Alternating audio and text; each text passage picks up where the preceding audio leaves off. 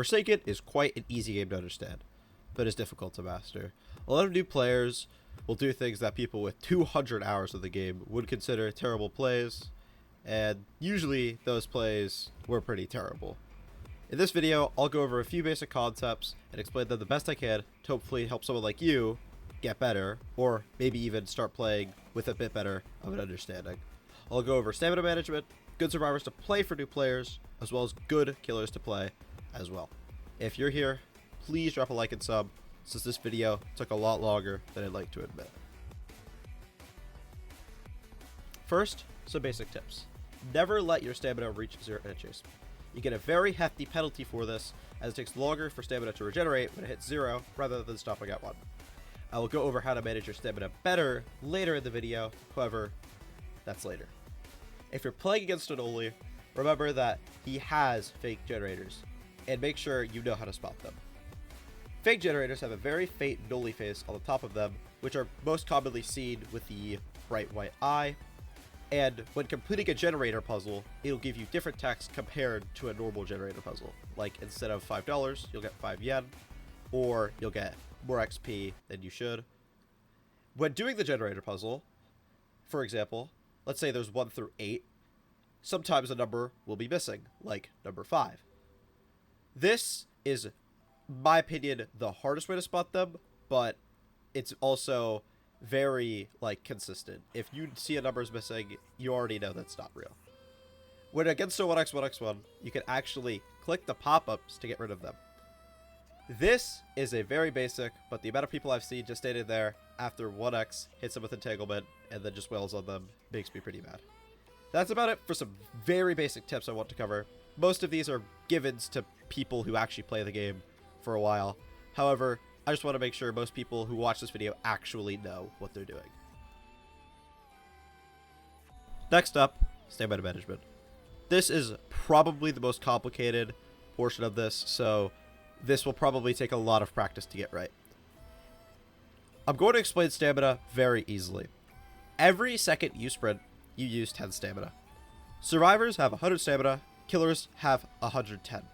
It is important to try and track this, since if the killer is charging at you, you want to have at least 1 to 10 seconds so that you gain a stamina advantage as survivor, and keep your abilities safe so that you can use them in important situations, like if a killer is gaining on you, or you accidentally corner yourself. Sprint only when the killer is sprinting, and walk when not. Also, sprint to dodge killer abilities like Corrupt Nature, Mass Infection, or Entanglement.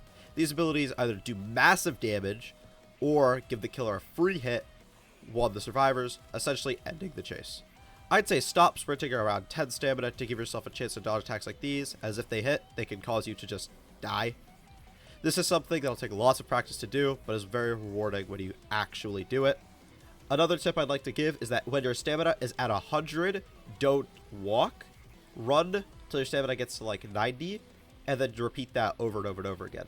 Since when you're at 100, you're wasting potential stamina, which is potential distance. Juking should be used only as a last resort to gain stamina or stall for ability cooldowns. Try to be as unpredictable as possible, taking only a hit or two while you wait for your abilities or for stamina. Try to make the killer attack early so that they miss more often, since when they attack, they'll expect you to go backwards, but you don't go backwards. If you're a killer getting juke, try to wait for the survivors to juke before hitting them. Commonly, survivors will try to juke once and then get punished for it if you wait. A pro player might double juke, and some might even triple, but this is a lot less common, especially in public servers. If you're a killer, try to bait out blocks or stuns from survivors, then punish accordingly. So let's say you're a slasher and there's a Shedletsky on the bridge in York's resting place. Try to run up, wait for them to sword swing, run backwards, and then use Mass Infection. If you are 1x, do not use Mass Infection to punish a sword swing. Shedletsky will be able to run away in time before your Mass Infection goes off, and you'll end up just missing and wasting free hits. There are 3 types of survivor classes: Support, Sentinel, and Survivalist. Each of the 3 have a very different playstyle, requiring different skill sets to use effectively. Support characters are usually the most impactful, but also the frailest, except for Taff, who has similar HP to most other survivors. However, depending on the killer, can be the least impactful. Support characters are usually the ones to die the fastest, so if you're playing one, I only pray for you. Support characters, a lot of times, you have to be very good with your stamina management, and make sure to use your abilities wisely, as Dusakar has no abilities to help him in chases, and Elliot has one that needs another player to be healed when using one. Next up are Sentinels. These are your stunners, usually having average HP around 100, except for Two Time, who has 80. However, he has the second life to make up for the low HP. These characters are often the others that help get away from chases and help support the team like support characters. What supports Sentinels from support characters is that Sentinels only stun, while supports help by healing other survivors, slowing the killer down, or speeding up other survivors. Sentinels usually make up about half the team, so usually you're relying on those people to help you escape chases. Lastly, Survivalists. Survivalists have almost no supporting abilities, instead opting to have abilities that buff themselves and help them escape chases. These are generally harder to play, since most of the time you are going to have good stamina management and also have good idea of how long your abilities take to work, and if you're playing 007 and 7, then you have to have good mind games with the clone. Being killer is quite the challenge for a new player. The game is normally survivor-sided, so being killer by default is a disadvantage. As the killer, you're given a faster movement speed than survivors, and most importantly, 10 extra stamina. This gives you a world of advantage, as you're able to sprint longer than all other survivors. As the killer, always remember that your abilities won't carry you in chases. You have to have a good grasp on stamina management and strategies with your killer to win games. A few tips for killers is that you want to juke out stuns from other Sentinels and predict guest blocks. When facing Shedletsky, always be careful when rounding corners, as at any moment they can slash you with a sword, and when against a chance, try to dodge the gunshot best you can, or pray it blows up in their face, or just doesn't fire. Last Man Standing is the most dodgy part of any game in Forsaken, unless you're 1x, where it's typically easier than most. Be careful.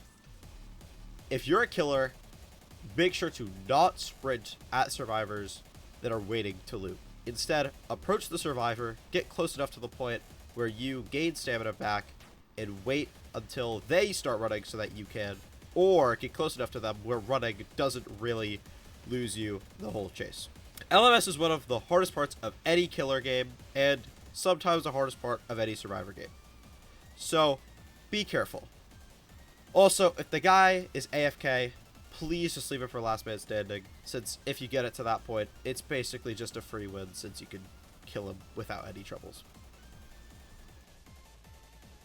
On screen is a list of characters I'd recommend new players to play, as well as ones to avoid. The characters who are easier to play typically have lower skill floors, making them easier to pick up and learn, although any character in most contexts is good. Harder characters usually have higher skill floors, making them harder to play, however, they're also fun. I will say, as a little side note, that the character I would recommend new players avoid most is Guest, since if you miss a Guest block, you basically lose as Guest, and Guest doesn't start with any abilities to stun the killer. They have to block to get that, and blocking is a separate mind game in its own.